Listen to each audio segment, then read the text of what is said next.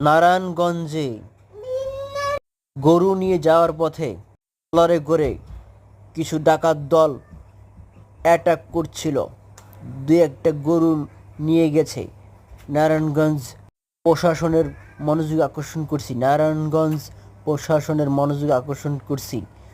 ট্রলারে করে গরু নিয়ে যাওয়ার সময় ডাকাত দল অ্যাটাক করেছে। দুইটি গরু নিয়ে গেছে। নারায়ণগঞ্জ প্রশাসনের মনোযোগ আকর্ষণ করছি। ব্যবসায়ীরা খুব দুঃখ প্রকাশ করতেছি। আগে শোনা গেছে রাস্তায় ডাকাত, বাড়িতে চুরি করে ডাকাত এবং ছিনতাই করে ডাকাত,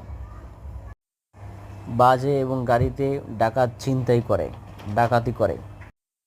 এখন নৌপথেও ট্রলারে ডাকাত ঢুকে পড়েছে। তাই প্রশাসনের মনোযোগ আকর্ষণ করছি, খুব তাড়াতাড়ি যেন আইনানুগ ব্যবস্থা করা যায়। নারায়ণগঞ্জ প্রশাসনের মনোযোগ আকর্ষণ করছি।